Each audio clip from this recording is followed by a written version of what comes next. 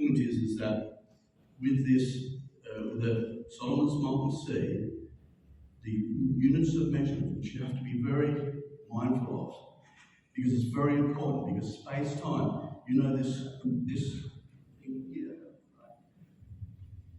This is taking up a certain amount of volume, and the volume relates, and the angles relate to its frequency. This is a time crystal. It's an imploding structure that we lost, and you can get it from first principle. But what's the truth? The truth is that Solomon's Molten Sea is 2,000 bars, 72 here in each bar. It's 144,000. It's the enlightened ones. The enlightened ones realise that Solomon's Molten Sea was charging the Ark of the Covenant. And the Ark of the Covenant is 2.5 cubits by 1.5 cubits by 1.5 cubits, which is 5.625 square cubits. Why did Nikola Tesla measure out the exact volume? One of my exercises, being trained, was to get a block of metal and shave it off to an exact, precise, right, and make it completely cubical. That discipline when I was 16, 17, 18, I now realise I'm doing the same thing, except I'm doing it with George Lashen and the annealing machine to make it a perfect square. But Nikola Tesla weighed out the copper first, right, and then made the wire from it. And he had the same copper block from the same, because not everything's the same, from the same pot, copper, pouring out two exact cubes. And then he made the thicker wire and the thinner wire out of that, so they'd exactly match. He phase matched time, and going back to the 2,160 miles and the 2,160 years, is that you have to match it. It's the subtleties, that we need to understand. So, and if you look at the measurement system, the HIN, 72 HIN, it also goes to 129,000. I can't remember the name of it, but it's another unit. That is the resonant frequency energy. That's what I heard from. I went up, I think, 3 octaves or down 3 octaves. I can't remember now how it flowed, but that was amazing. And now the work that's going to be shown is 129,000. I think we should start with that, and then go into your present if you can. Yeah. So you got okay. Okay. In my downloads, I understood what I wrote down. And actually, there was Rory who was in this process, who was here.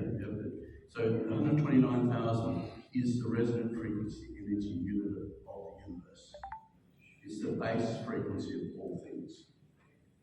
Right, and now, I had no proof of that until, what was this, a month ago? So this is real time what we're seeing. And this is real, what we're seeing, right?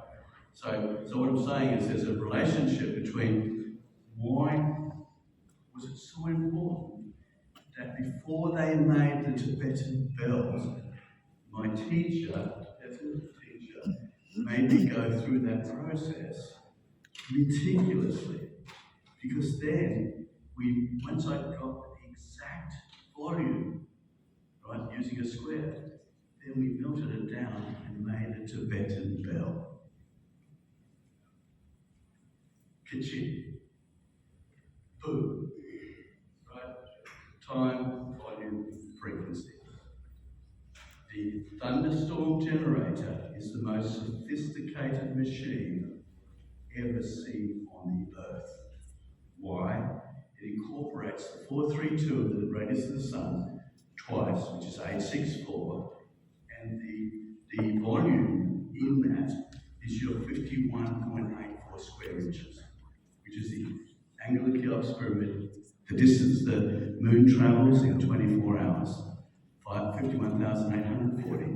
The 6 days of creation, 580,400, and multiply that by 60 make arcseconds, which max have arcseconds. And there were Pierce map, the map that had an article without anything on it, going back to my time in China. When I found the document that Oppenheimer used to build the atomic bomb that was found in a cave in China, and the earthquake happened, the wall collapsed, that document was then translated and taken to America. I stayed in exactly the spot where that priest, monk, did all his work and had the ashram originally, and that's where I got my downloads. Exactly the same time, space. That's where you have sacred points.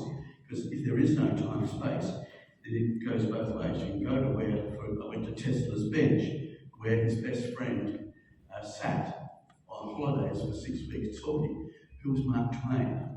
I don't mind schooling as long as it doesn't interfere with my education. So I sat there, they cordoned off that bench for me, and I sat there for 6 weeks listening to the conversation between Tesla and Mark Twain.